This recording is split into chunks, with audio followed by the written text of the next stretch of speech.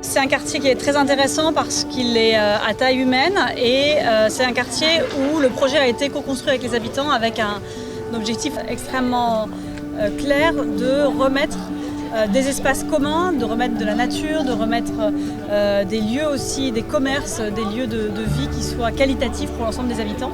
Et avec aussi, bien sûr, un travail sur l'habitat, renouveler, rénover l'habitat, ce qui est extrêmement important, isoler les logements pour faire face aux évolutions de température, qu'elles soient chaudes ou froides, mais aussi construire en diversification en apportant d'autres types de logements pour celles et ceux qui voudraient, par exemple, accéder à la propriété. On est très ambitieux sur cette opération.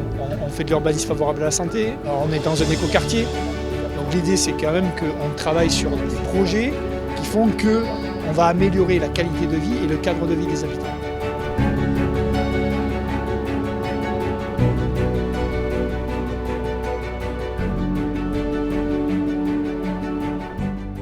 Moi, si je peux décrire ce quartier, c'est un quartier généreux, chaleureux.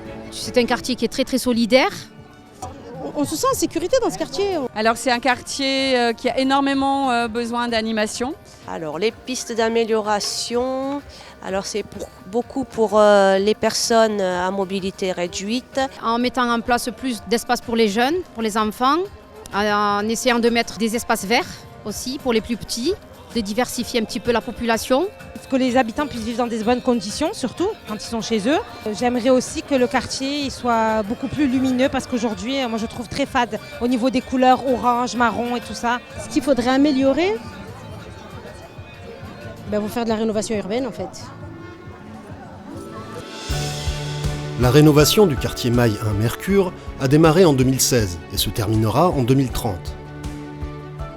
L'ensemble du quartier sera transformé. L'amélioration du cadre de vie des habitants est au cœur du projet de renouvellement urbain, incluant des facteurs tels que le logement, l'urbanisme, la qualité de l'air, la sécurité, les espaces verts, les équipements publics, les relations sociales, la proximité des services, la santé, le développement économique, les transports, l'entretien des infrastructures ou encore la mixité. Le cadre de vie joue un rôle crucial dans la façon dont les habitants vivent et interagissent avec leur environnement et peut avoir des conséquences sur leur bien-être physique, mental et social. Avec la volonté d'être labellisé écoquartier, de s'inscrire dans une démarche d'urbanisme favorable à la santé et de poursuivre la co-construction avec les habitants à chaque étape du projet, comment est appréhendée la rénovation des logements ? Qu'en est-il des espaces extérieurs ? Alors qu'aujourd'hui les opérations physiques ne sont pas visibles, hormis quelques démolitions, comment le cadre de vie est-il envisagé pendant les travaux ?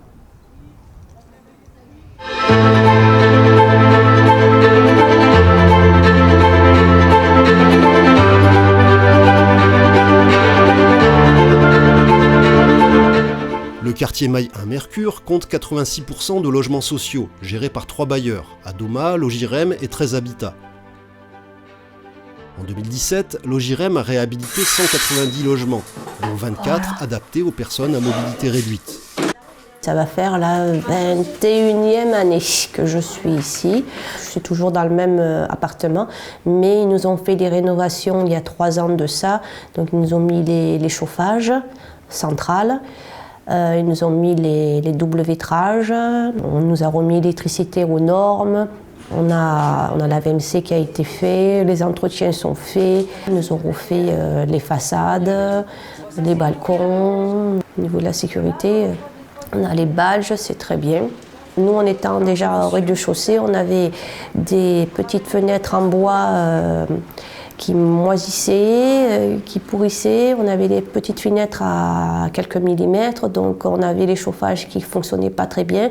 Donc on était très mal isolés. On a eu des problèmes de moisissure, un peu de partout dans la cuisine, sous l'évier, un peu dans la salle de bain, du salpêtre. Donc c'était tout humide ici. Donc c'est nous qui avons tout refait, tout repeint. Et là, il y avait une fuite ici du voisin. La cuisine est assez grande. Donc depuis ces rénovations, c'est beaucoup mieux. Ma fille n'est moins malade, elle ne tousse plus. On a chaud, on est bien. C'est bien isolé, on a le bien-être de vivre, tout est bien. S'il y a un souci, on peut se diriger à la Logirem. Il y a juste un petit peu l'entretien derrière qui reste à désirer derrière les bâtiments. Mais sinon, on est bien.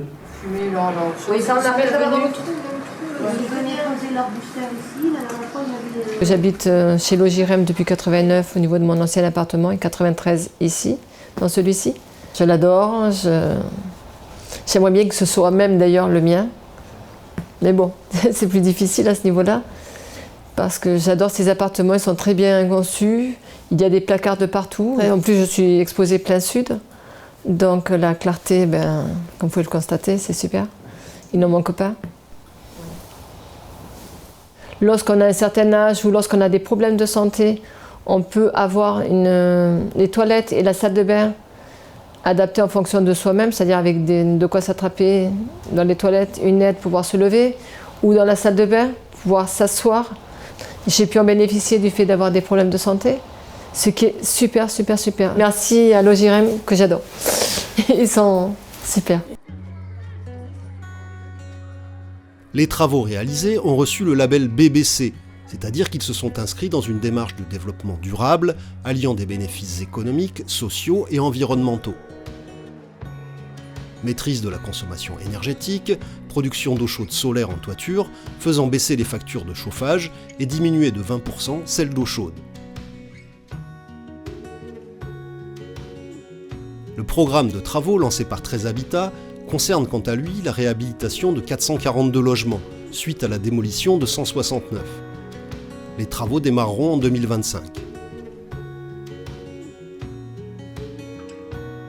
L'ensemble du quartier est vieilli, puisque la plupart sont arrivés en 74 ici. C'est des petites maisons, c'est sympathique. Chacun a son petit terrain, un peu de verdure, des oiseaux. On est bien, on ne peut pas dire qu'on ne soit pas bien. Problème, le chauffage, l'hiver, on se gèle. On a une dépense d'énergie qui est folle, un chauffage qui fonctionne mais qui ne chauffe pas. On a une bonne chaudière, mais les radiateurs derrière, il n'y a rien. Donc on a besoin quand même d'avoir une bonne isolation et quoi d'autre encore. La route, et aujourd'hui c'est beaucoup de circulation, beaucoup de voitures sur les trottoirs, mais bon, ça va s'arranger. Il y a un projet de sens unique qui devrait quand même faciliter la circulation. 2 impasses vont être ouvertes. Une quinzaine de maisons vont disparaître. Je pense que les habitants sont un peu mécontents dans la mesure où ils étaient tranquilles, ils avaient leur petit espace fermé. Mais il faut rénover le quartier pour le bien de tout le monde. Alors, les habitants sont impatients parce qu'ils ne voient pas trop les changements. Alors de temps en temps, quand même, on a les réunions pour leur présenter ce qu'il y a aujourd'hui et ce qu'il va y avoir demain. Les 4 autres bâtiments du Mercure, la résidence de Trident, Caravelle et le Levant vont faire l'objet d'un seul et même marché de travaux selon une procédure qui s'appelle la conception-réalisation et qui consiste à désigner un maître d'œuvre en même temps qu'une entreprise de travaux. Donc les 3 familles, démolition, réhabilitation, aménagement des espaces extérieurs, c'est un seul et même marché de travaux. Ce sera un marché en phase travaux qui va durer 3 ans et demi à peu près. Et normalement, tout sera livré pour fin 2027. Alors les grandes intentions du programme de travaux, bien qu'elles soient encore à consolider avec les habitants, mais d'un point de vue énergétique, on va intervenir sur les étanchéités, les isolations des toitures terrasses. On va isoler les façades extérieures, on va remplacer toutes les menuiseries extérieures, on va remplacer les corps de chauffe et mettre des corps de chauffe à basse température. Les chaudières aujourd'hui qui vont être remplacées par des chaudières gaz à condensation et nous intervenons également à l'intérieur des parties privatives, donc c'est le remplacement des portes palières par des portes qui sont thermiquement et acoustiquement plus performantes. Également le traitement de toutes les cages d'escalier, donc ça sera la réfection de toutes les peintures, des murs, des plafonds, le remplacement des boîtes aux lettres, le carrelage en rez-de-chaussée, l'éclairage LED avec détecteur de présence, la mise en place de visiophones. Le cadre de vie également, c'est également la programmation et les intentions d'ambition énergétique. Nous visons le label BBC Rénovation et Finergie qui sera dédoublé par une certification NF Habitat pour améliorer le confort de vie à l'intérieur des logements. En répondant aux exigences thermiques et environnementales demandées par le label BBC et la certification NF Habitat, 13 Habitat veut diviser par 2 la consommation électrique et par 4 les émissions de CO2. Donc voilà, on a un certain nombre de référentiels que l'on va tenir, toujours dans l'objectif de vous rendre la vie plus confortable à l'intérieur de vos logements. Je vous précise une chose qui est importante, on a souhaité continuer à collaborer, partager, échanger avec vous. C'est pas parce qu'on arrive avec l'entreprise de travaux que vous n'aurez pas votre mot à dire. Quand je parlais de programme de travaux, c'est qu'on a mis des intentions et des objectifs. Le programme, sur certains sujets, vous allez le finaliser avec nous, directement avec les entreprises. Sur un choix de coloris, on va avoir des échanges sur les matériaux. Et tous ces échanges vont être pilotés par une maîtrise d'œuvre sociale. Voilà, ce sont des personnels qualifiés qui vont vous accompagner, qui vont nous permettre de faire des arbitrages, d'entendre vos choix et vos besoins. Nous avons également les opérations de résidentialisation qui vont accompagner le cadre de vie des habitants. La résidentialisation est une opération de rénovation urbaine visant à réaménager les espaces extérieurs privés des bailleurs sociaux. Les opérations de résidentialisation vont se situer notamment sur le pourtour des bâtiments ABCD du Mercure. Il y a un grand espace dont 13 Habitat est propriétaire. On a également une programmation, une intention de créer des terrasses privatives sur le fer à cheval, les 3 bâtiments H, I et J du Trident. Là, le détail de la programmation des travaux de résidentialisation fera l'objet d'ateliers de concertation. Nous avons simplement donné quelques objectifs, qui est l'amélioration du cadre de vie, la gestion des déchets, l'éloignement par exemple des animations loin des rez-de-chaussée, mais la feuille de route et le programme sera consolidé en concertation avec nos habitants. Je ferai en sorte qu'au pied de l'immeuble, ça appartienne au cadre de vie. Okay. Le cadre de vie, c'est pour que les personnes se rencontrent, discutent. C'est ça le cadre de vie. C'est créer du lien social. On a un gros travail sur le cadre de vie. Voilà, le cadre de vie, on va tout récupérer, on est en train de travailler là-dessus et je pense que c'est ce qu'attendent les habitants. Aujourd'hui, le sujet et le thème sur lequel vous avez été conviés, c'est l'aménagement des espaces extérieurs. Il faut bien avoir en tête qu'il y a une partie des espaces extérieurs qui sont du ressort de l'OJIREM et une autre partie qui vont être des espaces publics. Et ça, c'est la métropole qui va s'en occuper. Donc l'OJIREM a recruté une équipe de maîtrise d'œuvre, c'est-à-dire les architectes, les paysagistes, les personnes qui vont réfléchir à ce qu'on peut aménager sur les espaces extérieurs avec vous. Et donc aujourd'hui, on est surtout là pour vous écouter et que vous nous fassiez part un peu de votre ressenti du quartier. La résidentialisation, c'est un processus qu'on essaie de faire avec les habitants, parce que ce sont eux les usagers de ces espaces-là, et donc on les consulte à chaque étape de ce processus-là. Donc on a une phase de diagnostic qui est un premier temps d'échange avec eux pour repérer les difficultés. Donc en fait, il faut juste vous dire il faut avoir un regard critique en fait, c'est-à-dire qu'est-ce qui ne fonctionne pas, et nous on trouvera les solutions pour répondre aux problématiques. Il n'y a rien de fermé, l'idée c'est vraiment de voir comment améliorer le cadre de vie.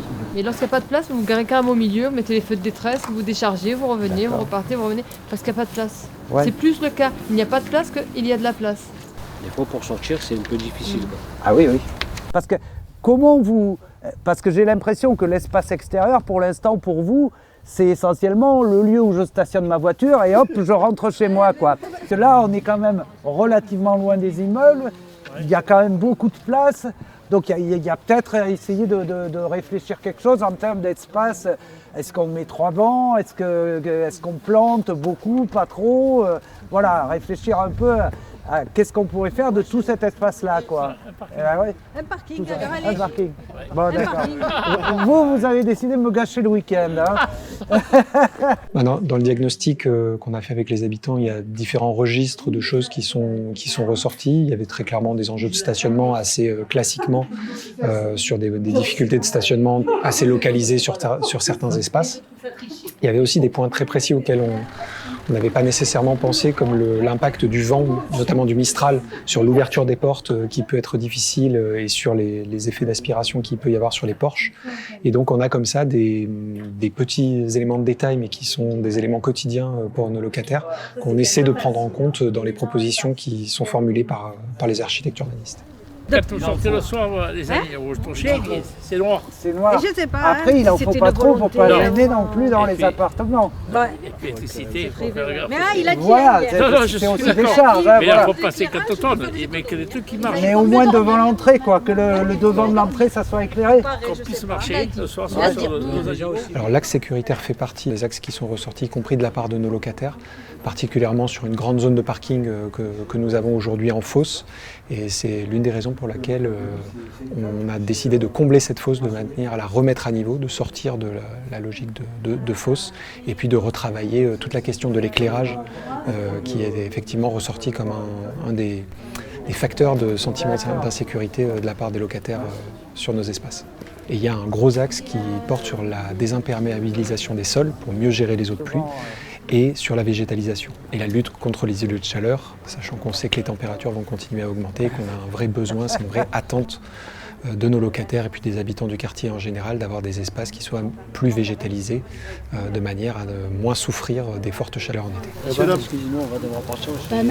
Merci beaucoup d'avoir participé en tout cas et puis à la prochaine réunion. D'accord, merci. Et puis jeudi à 18h à l'école élémentaire Juno, justement encore sur la question du stationnement, de la circulation sur le quartier, donc ça serait vraiment super. Merci beaucoup, à bientôt. Je pense qu'on a fait un bon tour. Peut-être un mot sur la suite, c'est-à-dire que nous on va travailler, on va réfléchir et on reviendra vers vous avec des propositions. Hein. C'est ça le principe. La résidentialisation, elle est censée permettre à terme une meilleure gestion des espaces, un peu à tout point de vue, à la fois sur la gestion des espaces verts, la gestion des déchets également qui va être revue en lien avec la métropole. On a bien évidemment pensé à des places pour les handicapés. Et donc, en général, ce qu'on fait en accompagnement de ce type de travaux, c'est un peu l'occasion, avec les habitants, de reposer la question des bons modes de gestion et d'une bonne gestion collective. C'est-à-dire que nous, on a notre rôle de bailleur en tant que gestionnaire de ces espaces, sur la propreté, etc. Il y a aussi, bien évidemment, une part qui est à prendre par les habitants eux-mêmes dans le respect des espaces. Donc un peu notre espoir, c'est aussi à terme de pouvoir recréer cette communauté d'usage qui allie le JIREM, la collectivité et les habitants. On a souhaité organiser un café chantier pour le démarrage des travaux de l'OJIREM. Donc c'est le démarrage des travaux sur l'aménagement des espaces extérieurs, privés, de la résidence. Les principes des cafés chantiers, c'est un peu toujours les mêmes. C'est de pouvoir présenter aux habitants les travaux qui vont être réalisés, à quelle période, les contraintes qu'ils vont rencontrer dans le cadre de leur vie quotidienne, où je gare ma voiture, où je jette mes poubelles, comment j'emmène mes enfants à l'école. Voilà, autour d'un café, de croissants, pour rencontrer les entreprises, les architectes, les bureaux d'études techniques qui travaillent, et de pouvoir faire un point sur les travaux. Écoutez, je trouve ça très enrichissant, c'est très très bien. On en apprend davantage, on sait que ça va commencer à partir du 12 février, d'après ce que m'a dit un monsieur. On peut voir les choses plus facilement comme ça, exposées. Au niveau du parking, au niveau des bornes, ce qui me concerne moi personnellement, je devrais pouvoir brancher prochainement ma voiture.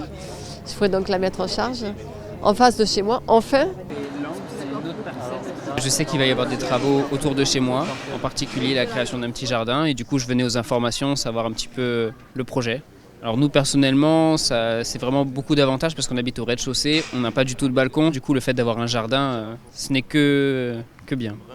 Donc la résidentialisation, ça vise à offrir un cadre de vie plus agréable à nos locataires et de le faire en lien avec le réaménagement des espaces publics qui, eux, appartiennent à la collectivité. Et l'un des buts de la résidentialisation, c'est de pouvoir clarifier quel espace est acquis et qui doit le gérer, de manière à ce que la gestion à terme soit plus efficace et mieux réalisée.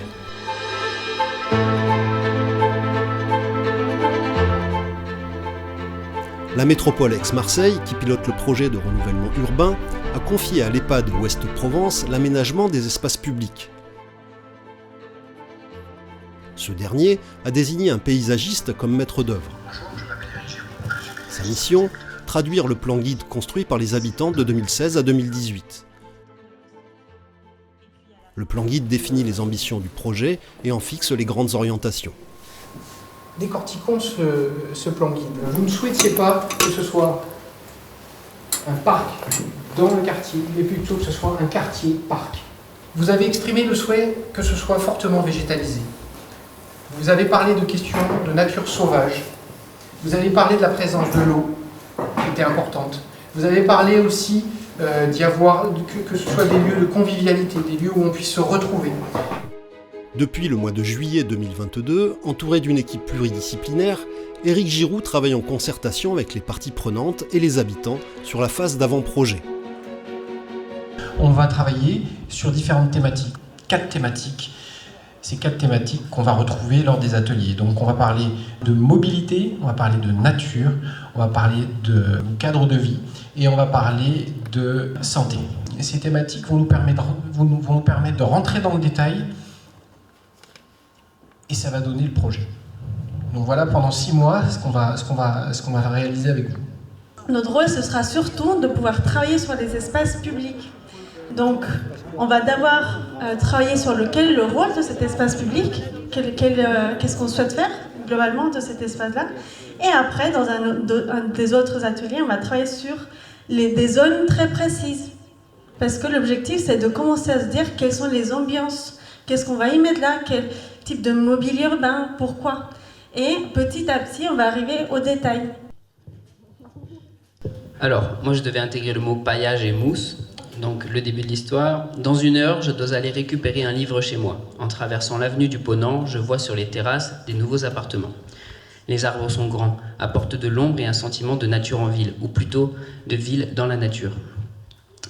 Je vois une architecture relativement complexe mais épurée. Il y a des courbes, comme inspirées de la nature elle-même. En continuant ma promenade, je vois des espaces avec des habitants ensemble, qui parlent, d'autres qui jouent, des jeunes. Comme plein d'îlots, je me sens bien, c'est calme. Il y a moins de goudron, les couleurs sont claires, sont douces, du beige, du marron, du vert, de l'air. Aujourd'hui, on a proposé aux habitants de se projeter dans ce futur quartier et de le parcourir pour qu'ils puissent nous dire des détails comme ça qui commencent à rentrer dans la matérialité du projet. Puisque nous, c'est ce qu'on va faire, on part des ambitions. Donc par exemple, l'ambition, c'est d'avoir de l'eau qui traverse le quartier. Et donc, maintenant, quelle concrétisation on va avoir? Et donc là, les habitants ont parlé de bassins, ont parlé de libellules, etc. Et donc c'est comme ça qu'on essaye d'amener les gens vers s'imaginer vraiment ce qui va se passer. Les 8 ateliers proposés aux habitants et aux parties prenantes sont conçus par des designers et une psychologue sociale qui étudie la façon dont les espaces influencent le comportement des personnes. On essaie d'avoir une démarche qui soit un peu innovante, qui soit différente, qui aille plus dans le sens des besoins, des préoccupations des personnes. Moi, mon rôle là-dedans, c'était de dire quelle est l'information la plus importante qu'on doit ressortir de l'atelier. Et donc ensuite, il y a l'équipe des designers qui donnait plusieurs propositions de formes d'atelier à partir de laquelle on pouvait obtenir les informations qu'on avait besoin. Alors, respect. Au cours des ateliers de co-construction, les participants ont pu évoquer leurs souhaits en termes d'ambiance, mais aussi d'usage dans les espaces publics. Pistes cyclables, aménagements sportifs, jeux, aménagements favorisant la rencontre. Ils ont évoqué la place de la végétation ou encore celle de l'eau. Ils ont fait des propositions au niveau du stationnement en tenant compte des risques d'exposition à la pollution. Les échanges ont permis à l'équipe de maîtrise d'œuvre de rédiger l'avant-projet. Cet AVP est une étape importante puisqu'il fixe un dessin et un budget. Et aujourd'hui, on est là sur le 8 mars 2023, on est sur la présentation de l'avant-projet détaillé des espaces publics. Le dernier atelier était destiné aux élus et aux techniciens pour leur présenter les grandes lignes de l'avant-projet afin de recueillir leurs retours. Là, on est en train de travailler maintenant à partir des desiderata des habitants. On est en train de voir comment on peut mettre tout ça bout à bout pour revenir vers eux ensuite et retravailler encore avec eux et finaliser finalement le projet. J'ai trouvé que leur choix était très pertinent et ma foi, à part 1 ou 2 sujets sur lesquels j'ai posé des questions, soit en termes de sécurité, incendie ou des choses comme ça, globalement je suis vraiment très très ravi du travail qui a été fait par eux et j'ai trouvé ça très très intéressant et honnêtement je suis vraiment enthousiasmé par le fait qu'ils aient vu des choses que moi je n'avais pas vues et qui me paraissaient évidentes, mais auxquelles je n'avais pas pensé alors que les habitants l'ont pensé. En juin 2023, l'avant-projet finalisé a été proposé aux habitants en réunion publique à l'école Giono. Alors il y a l'aménagement des espaces publics, ça c'est le gros morceau de cette opération. Regardez quand même, ça va jusqu'en 2030, l'aménagement des espaces publics. C'est l'opération la plus longue, en fait, celle qui s'étale le plus dans le temps. Tout ça, c'est des espaces publics. Tout ce que vous voyez en orange, c'est des espaces publics du quartier. Les aménagements prévus dans l'avant-projet donnent une place importante à la nature, avec 20 000 m² d'arbustes et plus de 450 arbres plantés, ce qui représente un arbre pour 4 habitants. Les résidents désirent des espaces sécurisés, structurés, propices à la convivialité, à la promenade et à l'agriculture. Au niveau des déplacements, 2 allées jardinées traverseront le quartier du nord au sud, reliant la Maille 2 au centre-ville. 3 autres allées parcourront le quartier d'est en ouest. Enfin, une diagonale comestible parsemée de vergers, d'arbres fruitiers et de jardins potagers reliera le quartier au lac Saint-Suspit et se prolongera à l'ouest en une promenade au sein des Caravelles.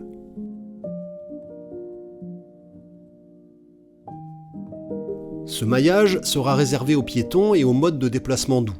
Il sera jalonné de lieux emblématiques comme une forêt, un cratère d'eau, la place des Baladins, un square et l'ancienne cour de l'école Van Gogh.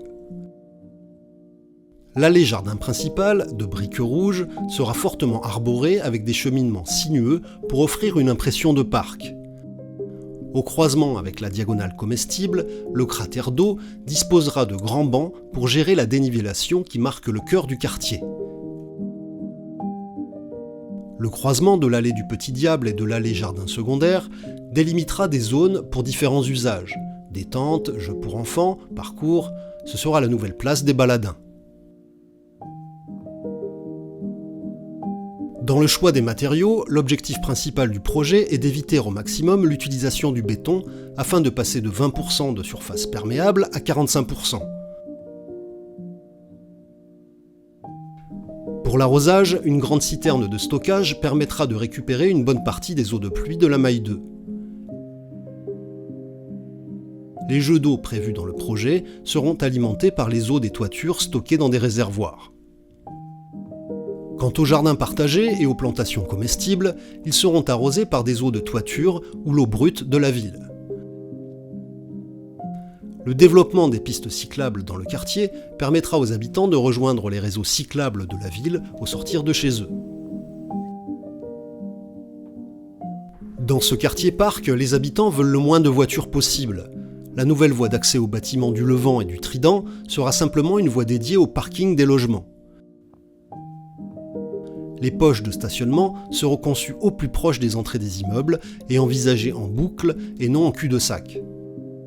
Une distance de 5 mètres par rapport au pied d'immeuble laissera place à des espaces végétalisés et dédiés aux déplacements piétons. Des stationnements pour les personnes à mobilité réduite sont prévus, proches des entrées et avec une rampe d'accès. Il a été pensé à un éclairage économe en énergie, comme l'utilisation de LED ou le balisage photoluminescent pour les piétons et les cyclistes. Côté artistique, certains lieux auront des projecteurs diffusant au sol une scénographie. Afin de connaître l'impact de la rénovation sur la qualité de l'air, des analyses ont été réalisées avant les travaux et le seront après en extérieur comme en intérieur. Quant à la biodiversité, ce sont les abeilles qui sont utilisées comme indicateurs. L'analyse du pollen donnera des informations sur les pollutions agricoles et industrielles et sur la diversité des espèces végétales du quartier. À ce jour, des ruches ont été installées et les premières analyses faites en 2023 indiquent l'absence de pesticides, la faible présence de polluants et une très grande diversité d'espèces végétales. Donc voilà la synthèse sur ce projet par rapport à un urbanisme favorable à la santé, par rapport à l'écoquartier. C'est qu'on soit sur des aménagements qui permettent d'être dans une ambiance qui soit saine, confortable, agréable, conviviale et interactive. Interactive parce qu'on aura du mobilier interactif. Pour l'instant, à mon goût et à mon avis de tout ce que j'ai vu, c'est assez plat, trop plat. Donc je suis curieux de voir comment le relief va être utilisé Ça fait bientôt 20 ans que j'utilise en fait le mobilier urbain, entre autres, pour m'entraîner. Je fais du parcours et du coup, puisque j'utilise le mobilier urbain et l'architecture, ça me concerne de près. Si je peux avoir mon petit mot à dire sur qu'est-ce qui peut être fait par rapport à ma pratique, voilà, c'était pour ça aussi que je participais aux réunions. Ce projet, on s'y est avec toute l'agence fortement impliquée depuis le début et on est ravis de voir que les choses évoluent surtout très positivement, que voilà, on arrive à ne pas lâcher les fondamentaux et que ce soit l'implication des habitants comme les enjeux environnementaux. On a des nouvelles équipes en maîtrise d'œuvre, etc. L'équipe projet en elle-même a évolué, mais on arrive à garder une vraie cohésion entre tout le monde. Et c'est assez réjouissant parce que ce n'est pas le cas partout. Sur cette question des aménagements des espaces publics, les prochaines étapes du projet, ça va être de rencontrer à nouveau les habitants pour affiner tout ce qui a été fait jusque-là et définir un peu mieux le projet qui a déjà quand même été pas mal sur les travaux qui ont été faits précédemment. Où on a défini des ambiances, on a localisé des usages. Mais là maintenant, par rapport à ces usages et à ces ambiances, on va travailler dans le détail du mobilier, on va travailler dans le détail des jeux. Et est-ce que ça va être des jeux calmes pour les plus petits? Est-ce que ça va être des jeux où il va y avoir ça va être un peu plus dynamique pour les enfants qui sont plus grands? Est-ce qu'on va mélanger les deux? Donc on a la localisation, mais là l'idée c'est de travailler vraiment dans la force, plus dans la définition des choses, quoi. Et effectivement, on a 8 mois pour le faire à partir du mois de novembre. Et à l'issue de ce travail, c'est de pouvoir rédiger un cahier des charges pour ensuite consulter des entreprises qui vont réaliser les travaux. Bonjour à tous. Cette phase d'affinage du projet s'appelle la phase pro. Avant de retrouver les habitants dans les ateliers de co-construction, une série de rencontres se sont tenues avec les acteurs de terrain et l'équipe de maîtrise d'œuvre des aménagements des espaces publics. La séance qu'on vous propose aujourd'hui, c'est dans un seul objectif, qui est co-construire la stratégie de co-construction et être au clair sur qu'est-ce qu'on va faire, avec qui, comment. Donc l'avant-projet, c'est une étape où on a défini un certain nombre de points sur le réaménagement des espaces publics. Il y a un dessin qui a été réalisé, mais il y a un certain nombre de sujets qui sont restés en suspens.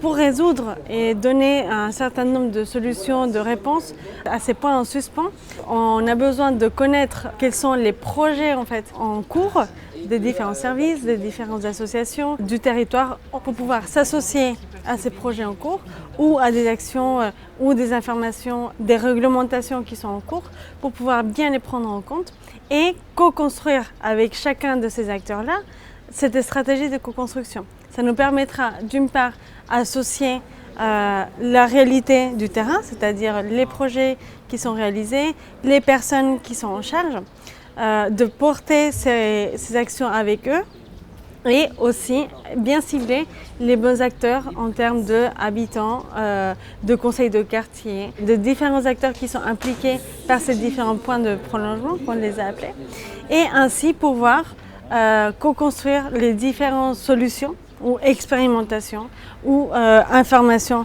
qu'on a besoin pour pouvoir finaliser cette phase pro. Il y a tellement de personnes ou de services qui sont concernés par ces aménagements directement ou indirectement que je pense que voilà, ces ateliers c'était bien parce que c'est vraiment réfléchir qui on peut mettre autour de la table pour pouvoir répondre au mieux aux attentes des riverains.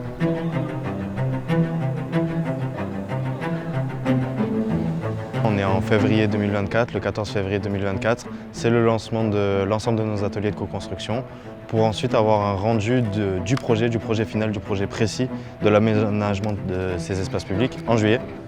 On a le premier atelier qui est sur la voie pompier et on aura 7 ateliers qui se dérouleront jusqu'en juin sur plusieurs thématiques, les voies pompiers, l'éclairage public. On aura des ateliers en lien avec la thématique d'agriculture urbaine et de la gestion des déchets.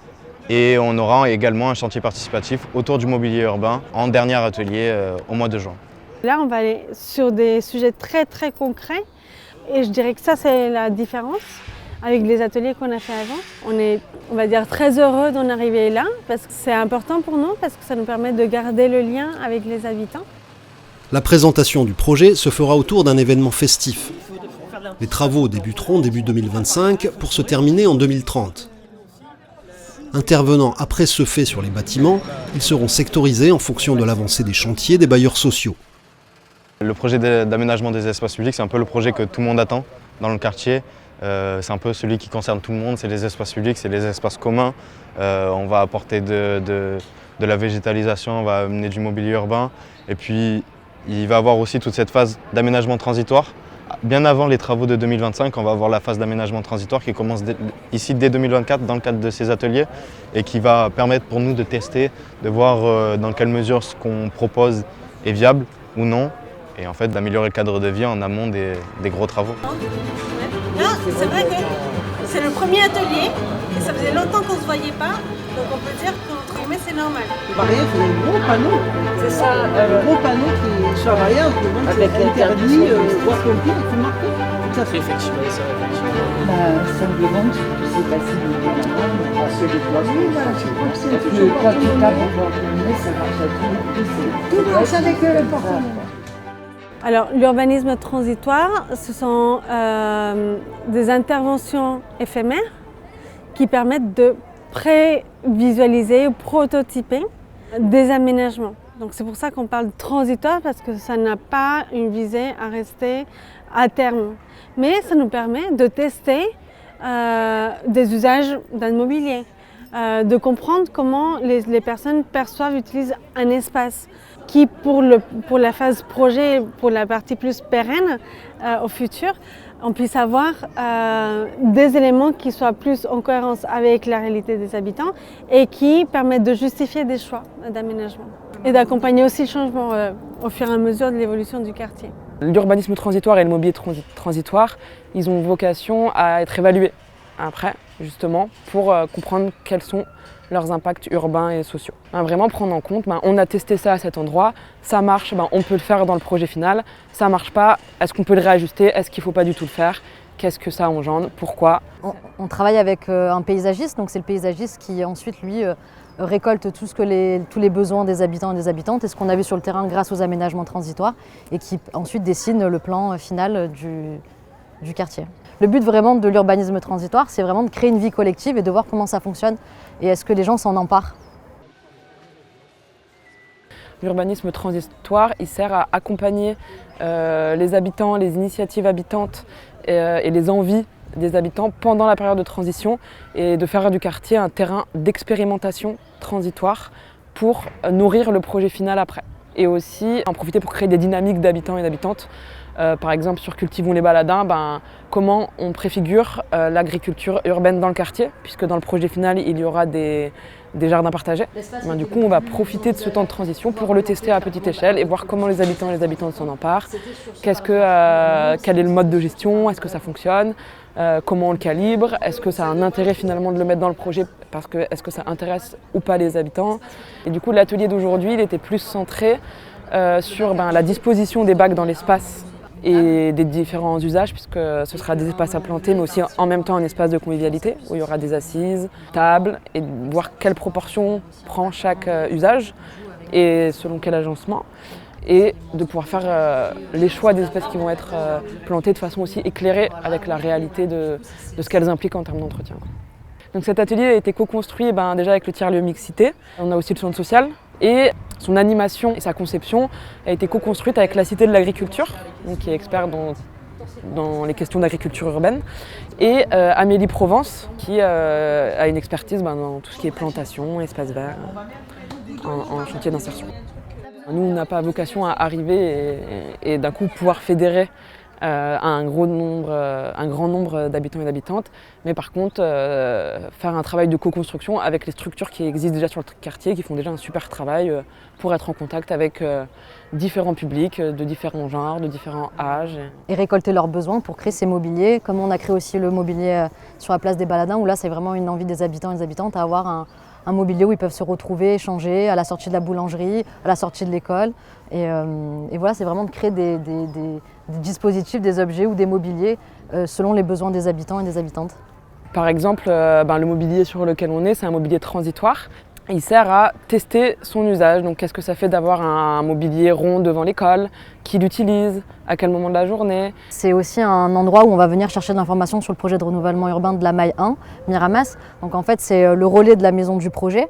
Ça permet aussi aux habitants et aux habitantes d'être informés sur toutes les avancées des chantiers, sur les avancées des travaux. Mais voilà, on a voulu vraiment créer un mobilier qui soit très convivial pour les habitants et les habitantes.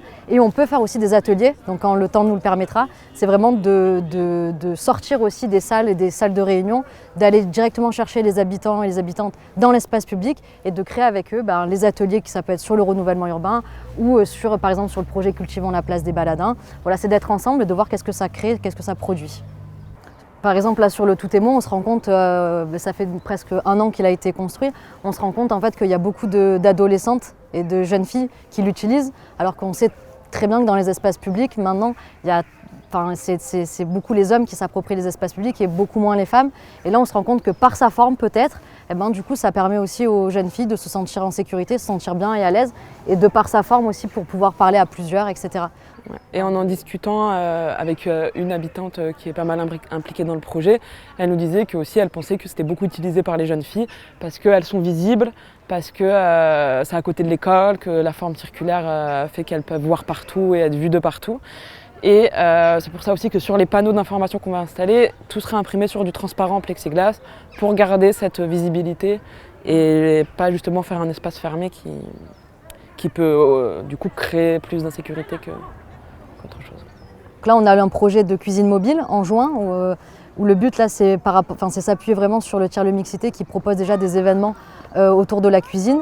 Et c'est de proposer en fait une cuisine mobile qui permettrait de cuisiner dans l'espace public et d'inviter tous les habitants et les habitantes à venir partager un moment convivial avec le centre social et voilà, et cuisiner directement dans l'espace public avec les bacs à planter. Donc il y aura les aromates, il y aura plein de choses et on pourra aussi cuisiner dans l'espace public.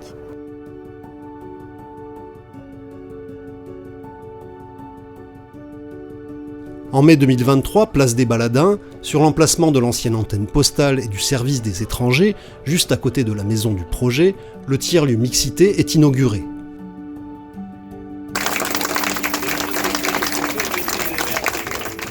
Nous avons décidé de lancer un lieu où les habitants puissent se retrouver, où les associations puissent échanger au cœur du projet de rénovation urbaine. Quand on investit dans les quartiers, quand on crée des lieux de vie attractifs, on crée une envie de vivre ensemble, du lien social, de la cohésion sociale. Et j'ai envie de vous dire que dans le quartier de la Maille, tous les ingrédients de la réussite sont là.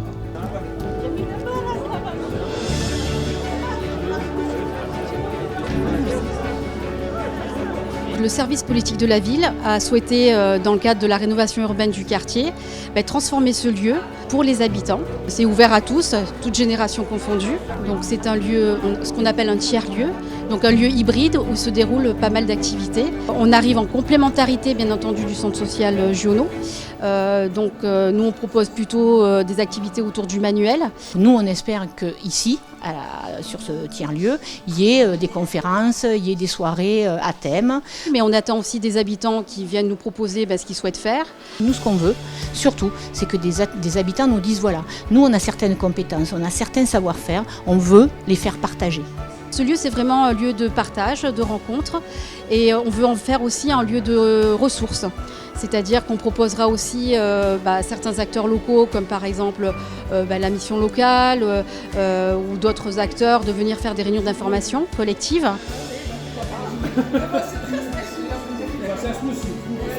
Déjà, c'est une très belle chose pour les habitants, parce qu'il nous manquait en fait un lieu pour s'unir, pour se rencontrer. Franchement, je trouve que c'est très beau, parce qu'ils ont récupéré des choses qui étaient inutilisables, et voilà. C'est un peu de recyclage, En fait, ils donnent une nouvelle vie, aux objets que normalement ils sont à la déchetterie. Comme regardez la valise de vintage, là, en fait. La valise, elle est ancienne, donc moi, si je l'avais chez moi, j'aurais fait quoi? Je l'aurais jeté, quoi. Mais là, elle a une deuxième vie, là, c'est bien. Moi, c'est le jardinage. Moi, le jardinage, j'ai rencontré des gens et voilà, partager, échanger des idées, pourquoi pas organiser comme ça des sorties, pourquoi pas, quoi. Ouais, on verra la suite, on verra. Il y a un lieu de couture, ça nous intéresse aussi. En fait, Par la suite, on sera intéressé partout, quoi. Parce qu'on va être curieux, on va se dire, tiens, ben, maintenant je sais jardiner, il faut que je sache coudre, il faut que je sache faire ci, faire ça. Donc, voilà, pourquoi pas. Il faut toujours changer un petit peu les... voilà, les choses, quoi. Il y a tout qui sert, hein, que ce soit la couture, le jardinage, le bricolage. Et pourquoi pas le bricolage, hein, pour nous les femmes, hein. Pourquoi pas? Moi, je suis déjà au courant de ce lieu.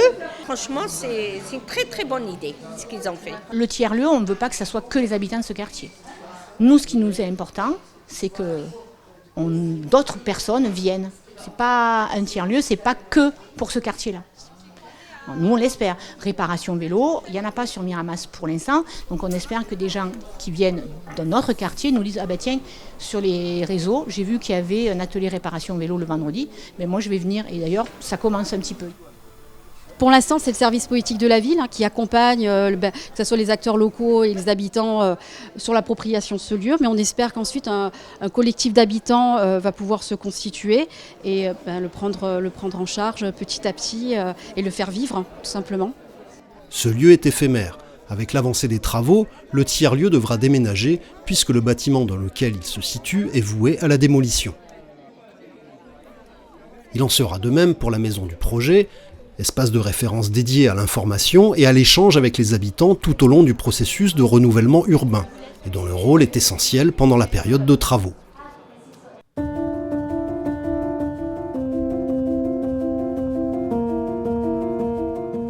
Pour faciliter la mise en œuvre des opérations et coordonner les interventions des différents acteurs de terrain qui concourent à la qualité du cadre de vie, une gestion urbaine de proximité a été mise en place.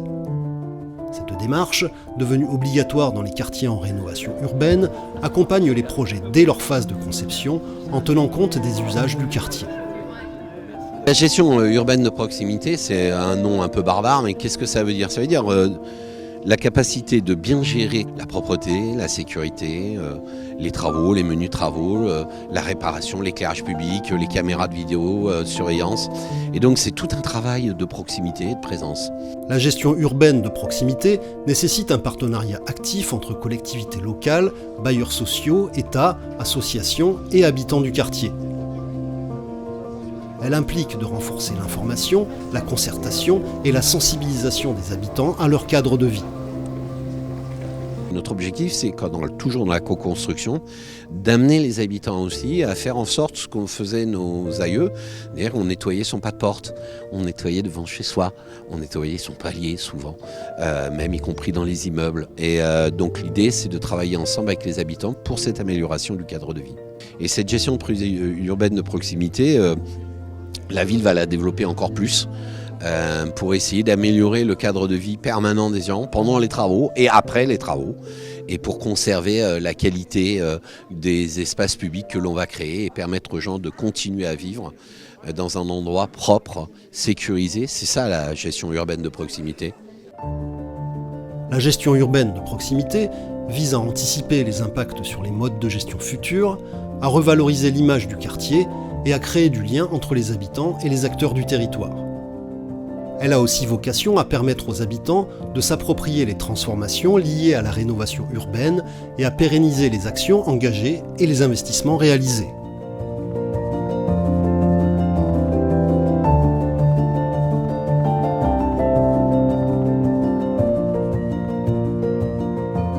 La résilience, c'est la capacité de faire face aux crises qui s'amènent. Avec la transition climatique, la crise, elle va être rude pour tout le monde et elle va être d'autant plus rude pour les populations les plus précaires. Et donc l'enjeu aujourd'hui, c'est de se préparer à ça, outiller la population pour faire face à ces changements qui vont s'annoncer. Les sociétés ou les communautés qui résistent le mieux aux crises, c'est celles où les liens sociaux sont forts, où il y a de la cohésion sociale. Donc l'enjeu, c'est comment on continue à recréer, intensifier ces liens sociaux. Pour promouvoir les mobilités douces et créer un environnement plus accueillant et fonctionnel pour les habitants des résidences B1 et B2 de la Rousse, la DAP a piloté un chantier éducatif pour 3 jeunes. Là, on est en train de renouveler une cave, qu'elle était dans un certain état, qui est bricolage et tout, j'ai appris beaucoup de trucs. Mais franchement, c'est bien. Les trucs comme ça change. La Logireb a souhaité qu'on puisse s'investir dans le cadre de ce chantier-là. Donc c'est ce qu'on a fait. On a réaménagé en fait des caves de la Logireb, donc une remise en peinture des caves et l'aménagement pour en faire un local vélo. Donc voilà, sur les travaux et de peinture et de menuiserie. Le souhait et le choix qu'on a fait était de travailler aussi sur des supports en bois de palette, donc plutôt de la récupération. Donc des supports au sol et des supports à hauteur. Il y a pas mal de gens qui sont venus voir et des habitants qui sont venus nous rendre visite. Ils trouvaient ça, ils trouvaient le support sympa et le boulot plutôt bien fait par l'équipe de gens.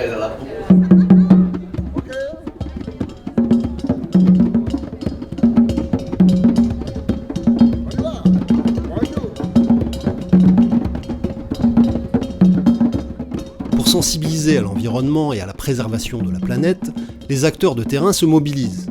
L'association Un déchet par jour a initié la manifestation Planète Mercure sur l'éco-citoyenneté.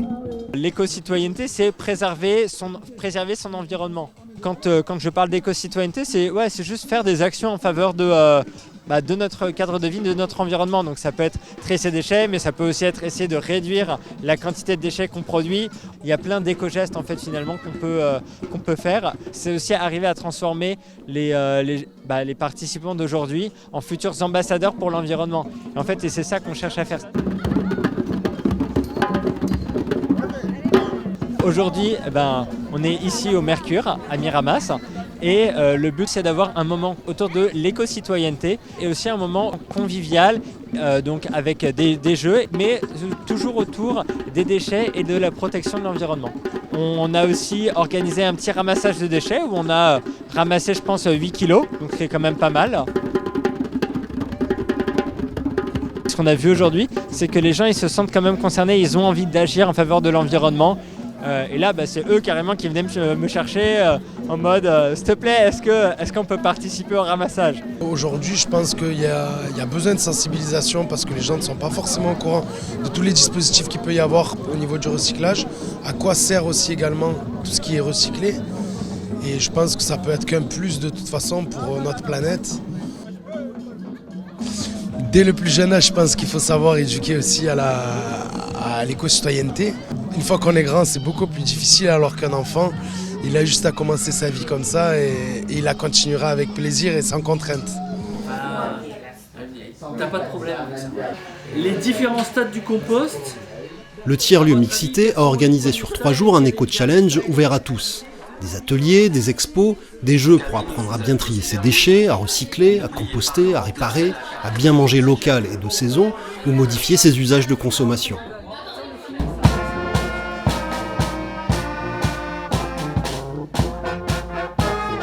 Pour favoriser les liens entre les habitants, le centre social propose de nombreuses manifestations. La fête de quartier au mois de juin est un rendez-vous attendu de tous. Ça permet aux habitants de se retrouver. Ça fait une animation. Non, c'est bien. Il y a toujours eu une fête de quartier ici. J'ai toujours connu la fête du centre. Je pense que c'est vraiment nécessaire pour les habitants d'avoir des espaces de mélange, de convivialité et des moments où on peut être en paix, ensemble, vraiment se mélanger au pied des bâtiments.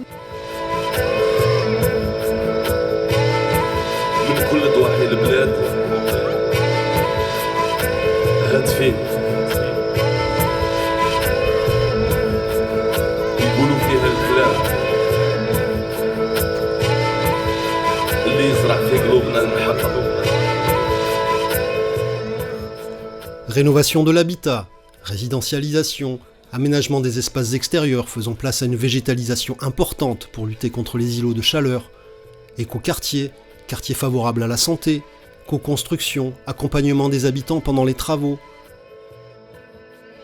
La qualité du projet de renouvellement urbain adaptant le quartier à la transition écologique a été remarquée par l'Agence nationale pour la rénovation urbaine. Un projet très intéressant qui fait la part belle à l'ensemble des enjeux qui sont pour nous fondamentaux à l'ANRU, la qualité des projets et bien sûr la prise en compte des enjeux de résilience et des enjeux de changement climatique qui sont pour nous essentiels aujourd'hui. Lauréat du dispositif Quartier Résilient initié par l'ANRU, le quartier Maille 1 Mercure bénéficiera d'un accompagnement renforcé et de financements complémentaires pour la construction d'une maison pluridisciplinaire de santé à la place des 2 cabinets médicaux initialement prévus, et pour développer les performances énergétiques et des équipements publics, les écoles et le centre socio-culturel, notamment concernant le confort d'été. Depuis le début de l'année 2024, le projet de renouvellement urbain connaît une accélération. Démolitions et chantiers se multiplient. Les travaux s'échelonneront jusqu'en 2030 pour l'amélioration du cadre de vie des habitants du quartier Maille 1 Mercure.